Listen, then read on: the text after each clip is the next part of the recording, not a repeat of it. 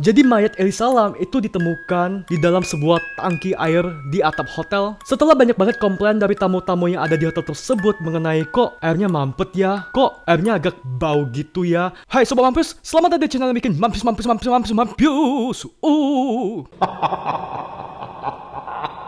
So guys, kali ini aku akan ngebahas tentang sebuah hotel yang dinobatkan sebagai hotel paling angker di Los Angeles. Karena terjadi banyak banget kasus bunuh diri dan kasus pembunuhan di situ. Dan seperti biasa, sebelum kita mulai please klik subscribe dan tanda lonceng sebagai support ke muka aku agar aku lebih semangat lagi untuk bikin video kualitas dan menghibur. Kalau sudah, kita mulai. 1, 2, 3. Hotel yang akan kita bahas satu ini bernama Cecil Hotel, yang dibangun oleh seorang pengusaha perhotelan yang bernama William Banks Hanner di tahun 1924. Dan guys, sebenarnya target dari hotel ini adalah untuk kelompok kalangan atas dan pebisnis-pebisnis yang datang ke kota tersebut. Namun 2 tahun setelah hotel ini dibangun, ternyata guys, di daerah sekitar Cecil Hotel atau biasa disebut downtown Los Angeles, tiba-tiba itu menjadi sebuah kawasan yang kumuh, kawasan yang banyak banget orang transaksi narkoba di situ, sehingga menimbulkan banyak banget ya para penjahat-penjahat yang tinggal di daerah tersebut. Padahal ya guys, biaya untuk membangun hotel Cecil ini itu enggak lah murah, yaitu sekitar 1 juta US dollar atau sekitar 14 miliar rupiah guys pada saat tersebut. Wow, pada saat ini aja 14 miliar rupiah itu udah sangat banyak, apalagi pada zaman itu. Wow. Dan karena hotel ini sangat mewah, sehingga interior di dalamnya juga itu mewah banget guys. Dari lantainya yang terbuat dari marmer, pohon palem yang diimpor, mungkin diimpor dari Arab, dan dihiasi pula dengan patung alabasta. Untuk kamu yang nggak tahu apa itu patung alabasta, jadi patung alabasta itu adalah patung yang kayak patung dipahat gitu deh, yang ya pasti nilai seni tinggi dan harganya mahal banget. Patung-patung Yunani gitu deh. Dari tahun ke tahun sejak Hotel Cecil ini dibangun, terjadi banyak banget kasus-kasus bunuh diri dan kasus pembunuhan di hotel tersebut. Sehingga sampai saat ini hotel ini itu dinobatkan sebagai hotel paling berhantu di Los Angeles guys. Wow, mampus. Jadi aku juga udah rekapin kasus pembunuhan dan kasus bunuh diri yang ada di hotel tersebut dari tahun 1931 sampai 2015. Ya udah, kita mulai aja. Oke. Jadi pada tanggal 19 November 1931, ada seorang yang bernama Norton, berusia 46 tahun, ditemukan tewas di kamarnya.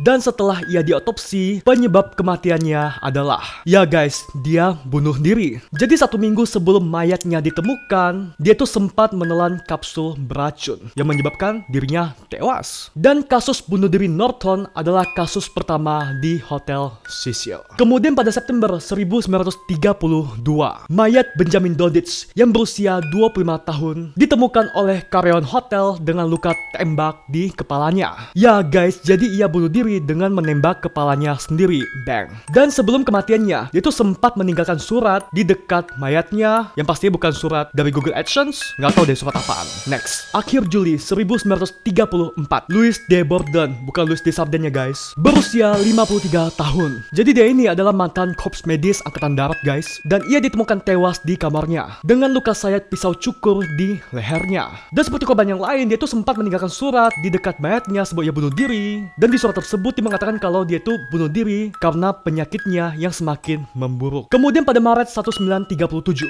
tamu hotel bernama Grace E. Mergo, bukan Imengo ya, Mengo mah enak, ditemukan tewas setelah ia lompat dari lantai kamarnya di lantai 9. Namun guys, saat mayatnya ditemukan di lantai paling bawah, mayatnya itu terdapat lilitan-lilitan kabel. Aneh banget gak sih? Masa sih dia bisa ngelilit badannya dulu baru dia loncat dari atas lantai untuk bunuh diri? Oh ya guys, jadi saat dia jatuh di lantai paling bawah, dia itu sebenarnya belum meninggal guys, tapi dia itu meninggal saat di rumah sakit saat ia mendapatkan perawatan. So menurut kamu, Grace ini dibunuh atau ia bunuh diri? Karena aneh banget kenapa dia harus melilit badannya dengan kabel sebelumnya loncat. Kemudian pada Januari 1938, mayat dari seorang pemadam kebakaran yang bernama Marin Ray Thompson ditemukan di sebuah bangunan tepat di sebelah Cecil Hotel. Jadi dia itu bunuh diri dengan loncat dari lantai kamarnya sehingga dia jatuh ke bangunan di sebelah Hotel tersebut guys. Terus pada bulan Mei 1939, seorang pria yang bernama Erwin C. Neblet. Ia berusia 39 tahun dan ia adalah seorang perwira angkatan laut. Ditemukan tewas di kamarnya setelah menelan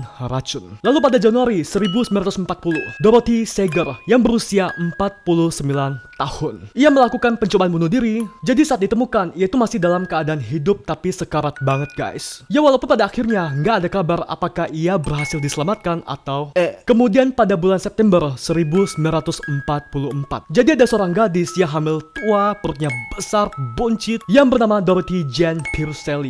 Banyak banget ya yang namanya Dorothy, pasaran banget. Jadi waktu itu Dorothy berbagi kamar dengan seorang sales sepatu random aja gitu, dan dia juga nggak kenal. Sales sepatu ini itu bernama Ben Levin yang berusia 38 tahun, sedangkan Dorothy masih berusia 19 tahun. Jadi suatu malam tiba-tiba Dorothy itu ngerasa perutnya sakit banget dan dia pun pergi ke toilet, namun yang keluar itu saat dia mau nyebok bukanlah pup tapi bayi. Dan ketika dia lihat bayi tersebut kok kayak nggak gerak ya, dan dia itu menyangka kalau bayi tersebut sudah mati, dan secara spontan dia pun lemparlah bayi yang dianggap sudah mati tersebut keluar kamarnya ke gedung sebelah Hotel Cecil. Dan ya, keesokan harinya bayi tersebut pun ditemukan dalam keadaan tewas guys, dan Cecil pun dijadikan sebagai tersangka karena sudah melakukan pembunuhan. Nah terus yang aku bingung itu kok dia bisa sampai nggak sadar ya kalau perutnya itu selama ini buncit. Apakah dia mikir itu cuma masuk angin? Ya, namun yang keluar bukan pup tapi adalah bayi. Wow. Kemudian pada bulan Januari 1945 dia itu dinyatakan tidak bersalah karena dianggap memiliki kelainan mental yang adalah mentally confused. Jadi seperti kita tahu, pelaku kejahatan di Amerika Serikat itu nggak bisa dihukum di dalam penjara kalau mereka itu memiliki problem mental atau sakit mental, dan mereka itu akan dimasukkan ke dalam rumah sakit jiwa sampai waktu yang nggak ditentukan atau sampai mereka sembuh. Kemudian pada tahun 1947, seorang pria yang bernama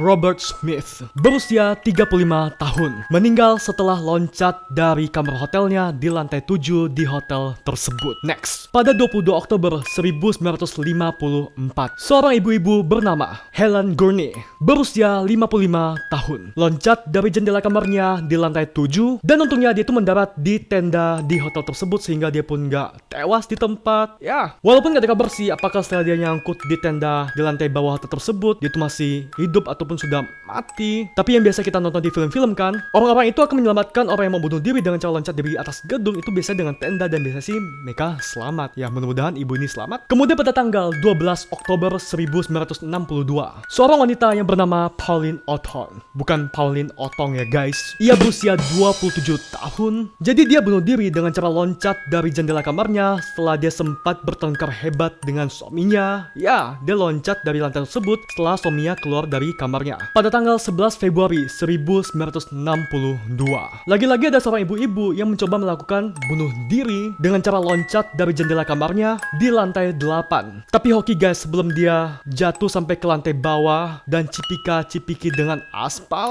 BH-nya itu sempat nyangkut di lampu interior di hotel tersebut sehingga dia pun gak jadi tewas dan gak jadi ketemu Tuhan. 4 Juni 1964, mayat seorang pensiun operator telepon ditemukan tewas di kamarnya. Jadi dia itu sudah diperkosa dan dipukuli oleh orang yang merampoknya guys. Korban ini itu bernama Pigeon Goldie. Jadi kenapa dia itu dinamakan Pigeon Goldie? Itu karena dia itu demen banget makan burung di sekitar hotel tersebut, dan dia pun dipanggil ya Pigeon Goldie karena pigeon itu kan artinya adalah burung merpati, dan dia itu juga demen banget taruh makanan burung di atas topinya itu loh. Ya makanya dia itu dipanggil Pigeon Goldie. Namun sampai saat ini itu masih belum dipastikan siapa sih yang membunuh si Pigeon Goldie dan masih menjadi misteri guys. Lalu pada 20 Desember 1975, lagi-lagi ada seorang wanita yang loncat dari kamar hotelnya di lantai 12, dan ternyata dia itu sudah tinggal di hotel tersebut sejak tanggal 16 September. Kemudian pada tanggal 19 Februari tahun 2013. Nah guys, ini adalah kasus yang paling terkenal di Cecil Hotel dari semua kasus yang pernah ada karena sering banget dibahas sama YouTuber-YouTuber yang lain.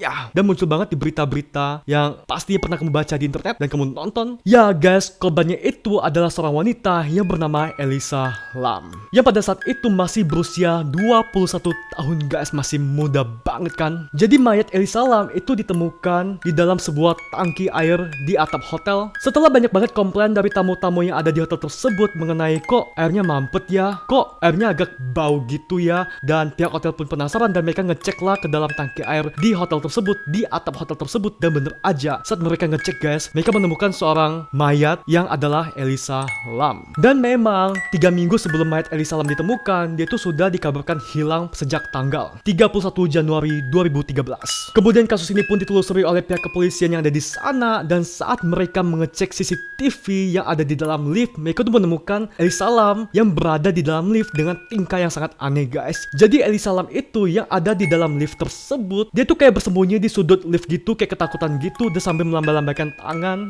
ke kamera. Emangnya dia kira uji nyali kali ya? Dan dibalik semua itu banyak banget persepsi yang mengatakan kalau sebenarnya kayaknya si Elisa Lam ini itu sebelum masuk ke dalam tangki air, dia itu sempat kayak mengkonsumsi obat-obatan terlarang dan membuat dia high dan masuk ke dalam tangki air itu. Dan memang sampai sekarang penyebab kematian dari Elisa Lam itu masih belum dikonfirmasi apakah dia dibunuh atau dia bunuh diri guys. Kemudian pada tanggal 13 Juni 2015, petugas hotel menemukan mayat seorang pria yang berusia 28 tahun di luar hotel dan diduga dia itu bunuh diri dengan cara loncat dari lantai kamarnya guys. Ya walaupun lagi-lagi sampai saat ini itu masih bisa belum dipastikan apa sih penyebab yang pasti dia tuh loncat dari kamar tersebut, apakah dia bunuh diri atau dia dibunuh. Ya masih ambigu gitu, nggak jelas gitu sampai saat ini guys. Nah guys, terus yang lebih mengejutkan lagi ya, ternyata di hotel tersebut, di Hotel Cecil ini itu pernah ada 2 serial killer atau 2 pembunuh bayaran dua pembunuh berantai yang sempat tinggal di hotel tersebut. Yang pertama adalah namanya Richard Ramirez. Siapa sih Richard Ramirez itu? Yang pasti bukan Richard Migemes. Jadi dia adalah seorang pembunuh berantai yang cukup terkenal pada masanya, dan dia tuh juga suka banget memperkosa para korbannya sebelum dibunuh guys. Dia juga punya nama julukan yang adalah Night Stalker, atau kalau diterjemahin adalah penguntit malam. Dan dia itu kerap mencari mangsanya di Los Angeles dan San Francisco guys. Dan dalam 1 tahun aja, dari Juni 1984 sampai Agustus 1985, dia itu sudah membunuh sebanyak 13 orang guys. Dan ternyata seperti aku bilang tadi, Ramirez ini tuh pernah menginap di Hotel Cecil setelah ia menghabisi korbannya. Buktinya aja, pegawai hotel di sana itu sempat menemukan baju yang penuh darah milik Ramirez yang dibuang ke tempat sampah di hotel tersebut. Terus pembunuh berantai kedua yang pernah menginap di hotel tersebut adalah pembunuh berantai yang berasal dari Austria. Ia bernama Johann Jack Unterweger. Ya, dia itu adalah seorang jurnalis dan penulis. Dan di sini dapat kita ketahui kalau seorang pembunuh berantai nggak harus orang yang rendahan atau orang yang pengangguran gitu. Ternyata seorang jurnalis yang terpelajar, seorang penulis yang terpelajar juga bisa menjadi seorang pembunuh berantai. Jadi waspada terus ya guys. Pembunuh berantai bisa ada di mana aja, dari mata pencarian apapun, dari pekerjaan apapun, siapa aja deh pokoknya, bisa aja teman kamu atau orang yang ada di dekat kamu saat ini. So hati-hati guys. Jadi dia itu sempat membunuh beberapa korban di Eropa, dan saat dia menginap di Cecil Hotel, dia itu sempat menyewa 3 wanita panggilan gitu, kupu-kupu siang, dan dia membunuh mereka di hotel, di kamar hotel tersebut guys. Wow. Jadi bisa bayangin gak sih betapa angkernya hotel tersebut setelah terjadi banyak banget bunuh diri dan pembunuhan di hotel itu. Wow. So guys, gimana menurut kamu dari kisah di hotel angker ini? Apakah menurut kamu ada kaitannya antara pembunuh berantai tersebut dengan orang-orang yang katanya bunuh diri di hotel tersebut? Karena pas banget kan, mereka tuh bunuh diri tapi polisi juga nggak bisa mastiin apakah mereka itu benar-benar bunuh diri atau mereka tuh dibunuh. Sementara ada 2 pembunuh berantai yang sempat tinggal di hotel tersebut. Apakah mereka dibunuh oleh pembunuh berantai tersebut atau ya gimana? Berikan opini kamu di kolom komentar yang ada di bawah, oke? Biar sama-sama kita pecahkan. Dan misalnya kalau kamu dikasih nginap di hotel tersebut, karena hotel ini sangat mewah sekali kan, 1 malam aja untuk nginap di hotel tersebut dengan gratis, apakah kamu mau? Kalau aku sendiri sih aku mau, karena pastinya mahal banget ya, cuma harus lebih hati-hati aja. Dan kalau bisa sih aku akan ngajak teman untuk nginap sekamar, dan mungkin kalau mandi akan berdua, oke? Karena ya pasti serem banget, angker banget, karena bisa aja aku dapat kamar yang pernah terjadi tragedi di situ. Dan sekian dulu video ini, please klik subscribe dan tanda lonceng sebagai support kamu ke aku, dan jangan lupa tekan like dan share agar teman-teman kamu juga bisa waspada dari kasus yang kita bahas ini, waspada dimanapun, di hotel ataupun ya dimanapun deh pokoknya, oke? Dan sampai ketemu di video selanjutnya, bye.